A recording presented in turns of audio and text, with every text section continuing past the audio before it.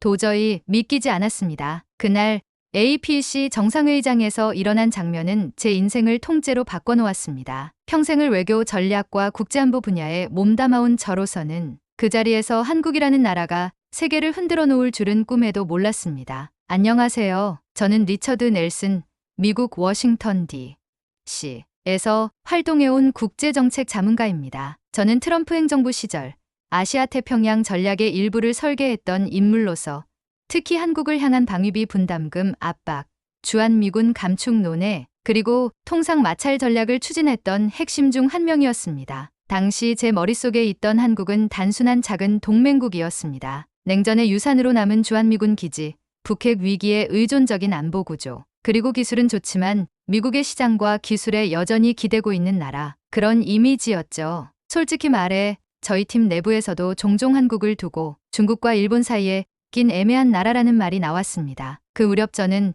미국의 대외 전략이 얼마나 압도적인 힘을 기반으로 돌아가는지를 누구보다 잘 알고 있었습니다. 세계 대부분의 나라는 우리가 관세 압박을 걸면 무릎을 꿇고 방위비를 올리자 하면 알아서 조율하는 태도를 보였습니다. 그래서 한국도 그렇게 반응할 줄 알았습니다. 그런데 예상이 빗나갔습니다. 아주 많이요. 한국은 단호했습니다. 삼성과 하이닉스는 미국의 눈치를 보지 않고 유럽과 손잡고 반도체 공급망을 재구성하기 시작했고, 현대와 LG는 오히려 미국 내 투자를 확대해 직접 일자리를 만들며 역으로 우호 여론을 이끌어냈습니다. 방위비 협상에서는 강경하게 맞섰고, 심지어 국산 무기 수출을 통해 오히려 방산 당국으로의 도약을 보여주었습니다. 폴란드와 호주, 노르웨이까지 한국산 무기를 선택하는 것을 보며 저희는 당황을 넘어 경악을 금치 못했습니다. 저는 그 상황을 이상하다고 생각했습니다. 분명 우리가 압박을 가한 것인데 어떻게 그들은 흔들리기는커녕 더 성장하는가?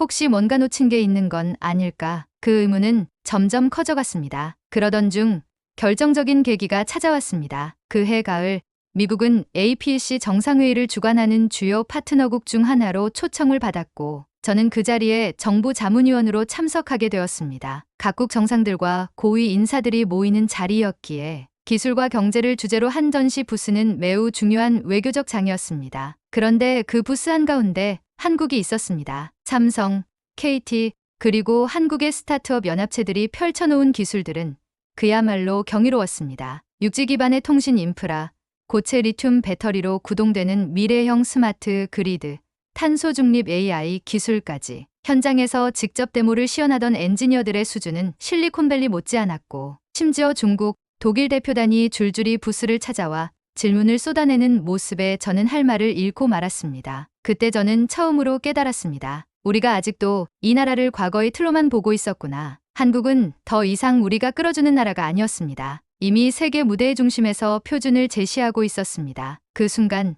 제 안에 무언가가 조용히 무너졌습니다. 제가 수년간 쌓아올린 전략의 근간이 흔들리는 소리를 들었습니다. 그리고 솔직히 말씀드리면 그 흔들림은 불쾌함이 아니라 어떤 경외심에 가까웠습니다. 한국이라는 나라를 제가 너무 얕잡아봤다는 것을 뼈저리게 느꼈습니다. 그날 이후 제 삶은 완전히 바뀌게 됩니다. 저는 다시 한국을 공부하기 시작했습니다. 그리고 마침내 제 손으로 한국에 협력을 요청하는 편지를 쓰게 되었죠. 그날 회의가 끝난 뒤 저는 호텔 방으로 돌아와 멍하니 노트북 앞에 앉아 있었습니다. 평소 같았으면 하루 동안 얻은 정보를 정리하고 다음 날 있을 회의 준비에 몰두했겠죠. 하지만 그날은 달랐습니다. 한국의 부스 앞에서 마주친 장면들이 자꾸 머릿속을 맴돌았습니다. 그 중에서도 한 장면이 유독 또렷했습니다. KT의 한 젊은 연구원이 차세대 위성 인터넷 기술에 대해 설명하던 순간이었습니다. 그는 미국 국무부 관계자에게 통역 없이 유창한 영어로 기술을 설명하면서도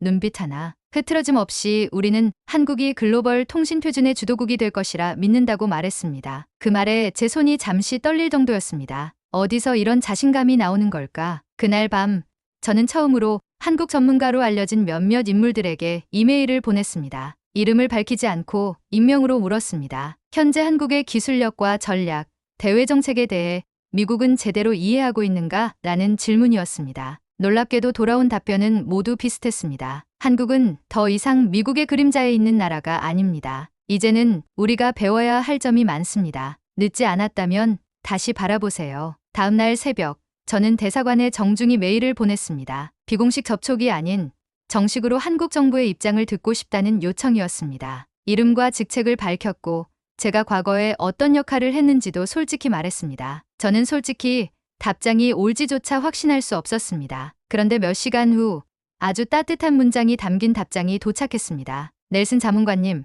진심으로 한국에 관심을 가져주셔서 감사합니다. 저희는 언제든 협력과 상호 존중의 대화를 환영합니다. 그 문장을 읽는 순간 제 눈가가 뜨거워졌습니다. 한때 그토록 압박의 도구로 사용했던 국가에서 이제는 저를 따뜻하게 맞이해주는 것을 느끼며 제가 얼마나 큰 오만 속에 있었는지를 깨달았습니다. 그 이후 저는 한국에 대한 제 관점을 완전히 바꾸게 됩니다. 기술, 안보, 외교의 모든 것은 결국 사람의 품격에서 비롯된다는 사실을 말이죠. 그리고 그렇게 한국과 저의 두 번째 인연이 시작되었죠. 답장을 받은 후 며칠간 저는 아무에게도 그 사실을 말하지 않았습니다. 조용히 그리고 철저히 혼자만의 시간 속에서 이 일을 곱씹었습니다. 저는 여전히 워싱턴의 전략 자문회의에 참석하고 있었고 언론에서는 연일 한국에 대한 방위비 협상 결렬 가능성이나 동맹 갈등을 보도하고 있었죠. 그런 상황에서 리처드 넬슨이 한국 정부와 직접 접촉했다는 사실이 알려지면 어떤 일이 벌어질지는 불 보듯 뻔했습니다. 하지만 저는 더 이상 두려워하지 않았습니다. 이제는 한국과의 미래를 자신의 계산 위에 올려놓는 듯한 태도 자체가 얼마나 오만한 것인지 깨달았기 때문입니다. 저는 이 만남이 단지 정책 조율을 위한 것이 아니라 제 개인의 사과와 존중을 담은 기회가 되기를 바랐습니다. 그래서 다시 메일을 보냈습니다. 혹시 직접 서울을 방문해 만나뵐 수 있을까요? 공식적인 회담이 아닌 순수한 인간적 대화로서요. 제가 정말 한국을 이해하고 싶습니다. 며칠 뒤 서울 대사관으로부터 답장이 도착했습니다. 짧은 문장이었지만 저에게는 그것이 새로운 시작이었습니다. 서울에서 뵙기를 기대하겠습니다. 정중히 환영합니다. 그 문장을 보고 저는 한동안 아무 말도 할 수 없었습니다. 과거 제가 설계한 그 수많은 압박들 속에서도 한국은 여전히 인간적인 품위를 잃지 않았다는 사실에 가슴이 먹먹해졌습니다. 저는 서울행 비행기표를 예약했습니다. 그런데 그 사실을 안 몇몇 동료들은 저를 말리기 시작했습니다. 리처드, 미쳤어?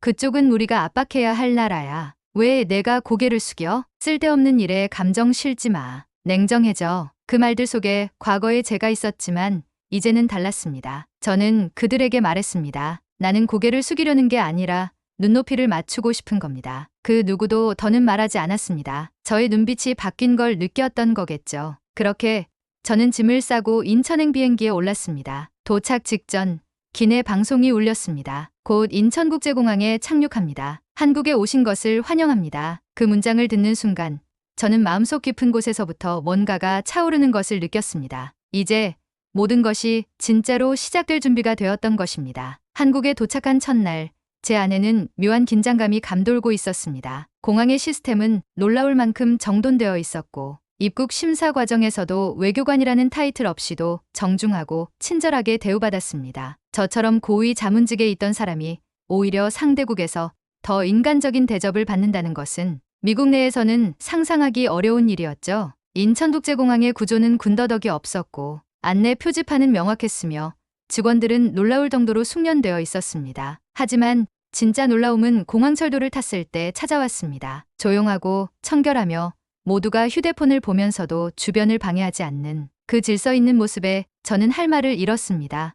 이게 공공교통이라고? 워싱턴 메트로의 늦은 운행, 고장, 그리고 불친절한 응대가 당연했던 저에게는 그야말로 문화적 충격이었습니다. 물론 그 순간 저는 이 모든 것이 그저 외관적인 것일 수도 있다고 여겼습니다. 진짜는 결국 사람을 만나봐야 한다고 생각했죠. 그런 생각은 곧 시험대에 오르게 됩니다. 다음 날 저는 서울광화문 근처에서 외교부 산하 연구기관과 첫 비공식 미팅을 가졌습니다. 상대는 40대 초반의 젊은 박사급 연구원으로 유창한 영어 실력과 단호하면서도 예의를 갖춘 태도를 지닌 인물이었습니다. 회의 초반 저는 무심코 이런 질문을 던졌습니다. 그런데 왜 한국은 그렇게까지 미국의 압박에 강하게 반응했습니까? 결국 미국 없이는 북한 위협에 대응하기 어려운 거 아닌가요? 순간 방 안의 공기가 조용히 가라앉는 듯했습니다. 그 연구원은 미소를 잃지 않으면서도 차분하게 말했습니다. 넬슨 자문관님, 저희는 미국의 동맹이지만 독립된 국가입니다. 한국은 단 한 번도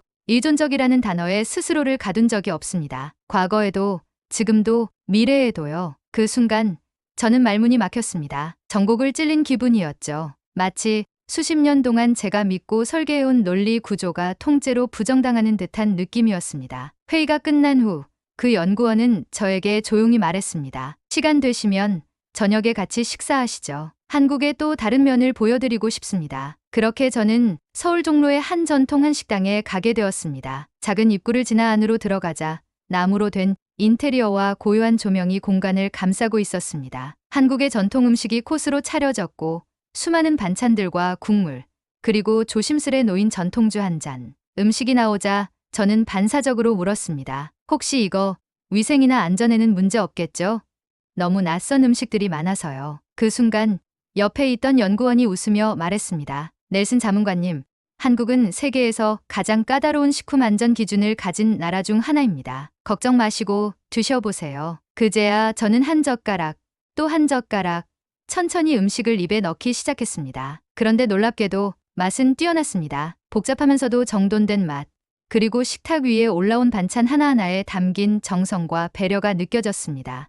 이건 단지 식사가 아니네요. 제가 그렇게 말하자 연구원이 조용히 고개를 끄덕였습니다. 맞습니다. 이건 한국의 문화이자 정신입니다. 한국은 체계와 효율만이 아니라 사람 간의 품격과 관계를 중요시 여깁니다. 그게 진짜 한국입니다. 그날 밤 저는 호텔로 돌아와 창밖의 서울 야경을 보며 오랜 시간 침묵에 잠겼습니다. 그 수많은 불빛들, 그 속에 사는 사람들, 그리고 그들이 만들어낸 사회의 질서와 온기. 저는 조금씩, 아주 조금씩 무너지기 시작했습니다. 서울에서의 나날이 계속될수록 제 마음에는 이상한 평정과 불안이 동시에 깃들었습니다. 모든 것이 지나치게 정돈되어 있었고 사람들은 친절했으며 시스템은 효율적이었습니다. 그것은 제가 알고 있던 성장 중인 국가의 모습이 아니었습니다. 그보다는 완성도 높은 사회에 더 가까웠습니다. 하지만 이상할 정도로 완벽한 경험이 계속되자 저도 모르게 경계심이 올라왔습니다. 혹시 이건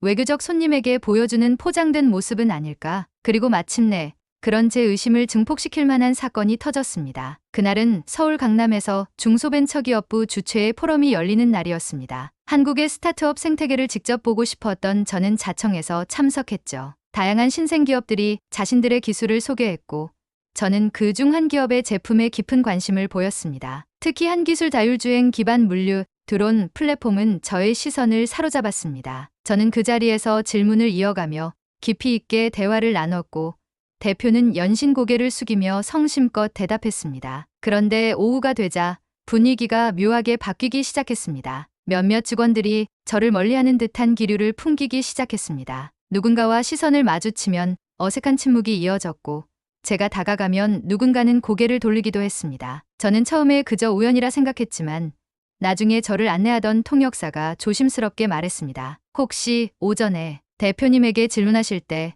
목소리가 좀 높았던 거 기억나세요? 그게 문제가 됩니까? 그냥 기술적인 질문을 했을 뿐인데요. 한국에서는 공개적인 자리에서 상대를 몰아붙이는 걸, 특히 연장자나 발표자에게 그렇게 질문을 이어가는 건 좀 신뢰로 받아들여질 수 있습니다. 그 말을 듣는 순간 심장이 철렁 내려앉았습니다. 저는 평소 미국식 토론 문화에 익숙했습니다. 핵심을 집요하게 파고들고 상대의 허점을 지적하며 개선 방향을 함께 찾는 방식. 그게 건설적인 충돌이라 믿었죠. 하지만 여기서는 그게 오만함으로 보인 겁니다. 그날 밤 저는 호텔 방에서 혼란스러움에 잠 못 들었습니다. 나는 진심이었다. 기술에 감탄했기에 더 알고 싶었던 것이다. 그런데 왜 이렇게까지 어색해져야 하지? 그런 저를 구해준 건 뜻밖에도 그 회사의 대표였습니다. 다음날 아침 제 휴대폰에 짧은 메시지가 도착했습니다. 어제는 많이 놀라셨죠. 사실 저도 긴장한 상태였고 질문에 제대로 대답하지 못해 민망했습니다. 하지만 저는 자문관님의 관심을 진심으로 감사하게 생각합니다. 한국엔 아직 미국식 피드백 문화가 익숙지 않은 사람도 많지만 변화하고 있습니다. 혹시 괜찮으시다면 따로 뵙고 이야기 나누고 싶습니다. 저는 그 문장을 몇 번이고 읽었습니다. 아, 나는 또다시 한국을 내 잣대로 판단하고 있었던 거구나. 이 나라는 단지 효율적인 시스템을 가진 곳이 아니라 사람 사이의 조화를 더 깊이 생각하는 사회였던 겁니다. 그날 대표를 만난 자리에서 저는 정중히 사과했고 그는 웃으며 이렇게 말했습니다. 사실 저도 배운 점이 많았습니다. 그날 질문 덕분에 저희 기술팀은 오늘 밤샘하고 시스템 보완에 들어갔습니다. 진심은 전해지더군요. 그 말을 들은 순간 저는 마음 깊은 곳에서부터 울컥하는 감정을 느꼈습니다. 오해와 갈등을 넘어 우리는 서로에게 배워가고 있었던 겁니다. 그 순간 저는 확신했습니다. 한국은 단지 강한 나라가 아니라 이해할 줄 아는 나라, 존중할 줄 아는 나라라는 것을. 그리고 그날 저는 한국 대사관으로부터 한 통의 전화를 받게 됩니다. 자문관님, 외교부 장관님께서 비공식 오찬 자리를 마련하고 싶으시답니다. 서울 광화문 인근의 고요한 한옥 레스토랑. 검은색 한복을 차려입은 안내인이 문을 열어주었고 정갈하게 정돈된 전통 정원 너머로 외교부 장관이 천천히 다가왔습니다. 그 순간 제 가슴은 이상할 정도로 벅차올랐습니다. 한때 압박 전략을 설계하던 인물이 이제는 그 전략을 공식적으로 반성하고 협력의 손을 내밀기 위해 이 자리에 온 것이었습니다. 장관님은 정중히 손을 내밀며 말씀하셨습니다. 넬슨 자문관님, 한국에 다시 와주셔서 감사합니다. 그리고 무엇보다 마음으로 와주셔서 감사합니다. 저는 자리에 앉기도 전에 고개를 숙였습니다. 장관님, 제겐 이 자리가 너무나 특별합니다. 과거 제가 추진했던 전략과 발언들이 지금 생각하면 얼마나 오만했는지 이제는 그 모든 것을 부끄럽게 생각합니다. 그는 조용히 고개를 끄덕이며 말했습니다. 우리는 동맹을 숫자로만 보지 않습니다. 사람이 만든 관계는 사람의 변화로 더 깊어질 수 있다고 믿습니다. 그 한마디는 단순한 외교적 수사가 아니었습니다. 진심이었습니다. 그날 우리는 오래도록 대화했습니다. 기술, 방위, 문화, 그리고 앞으로의 양국 관계까지. 하지만 그 대화 중에서도 제 마음에 가장 깊게 남은 건 이런 말이었습니다. 한국은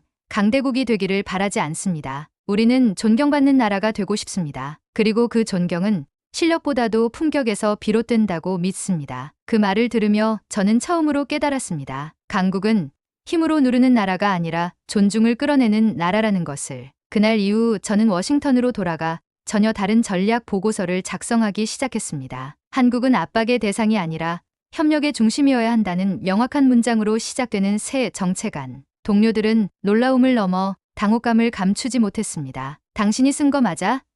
이건 마치 한국의 미래를 위한 로드맵 같은데. 그들에게 저는 웃으며 대답했습니다. 맞습니다. 한국은 미래를 주도할 자격이 있습니다. 우리가 그들을 가르쳐야 할 대상이라 생각했던 시간은 끝났습니다. 이제는 배워야 할 시간입니다. 그 이후 저의 행보는 완전히 바뀌었습니다. 미국 내 한미 협력 포럼에서 주재 발표자로 나섰고 하버드, MIT 등 명문대 강의에서 한국이 제시한 새로운 글로벌 표준을 주제로 강의도 하게 되었습니다. 그리고 저에게 또 하나의 전환점이 찾아옵니다. 그 강의실 중 하나, 하버드 케네디 스쿨에서 저의 발표를 듣고 조용히 손을 든 한 학생이 있었습니다. 자문관님, 혹시 저 소피아 김이라고 합니다. 한국계 미국인인데요. 오늘 강의 듣고 제 삶의 방향을 바꾸고 싶어졌어요. 그녀는 말했습니다. 엄마의 고향이었던 한국이 이제는 제 자부심이 됐어요. 저도 두 나라를 연결하는 외교관이 되고 싶어요. 그 말을 들은 순간 저는 모든 것이 이어져 있다는 걸 느꼈습니다. 제가 한때 보잘것없이 보았던 그 나라, 한국. 이제는 그 나라가 새로운 세대에게 꿈과 자부심이 되어주고 있다는 사실에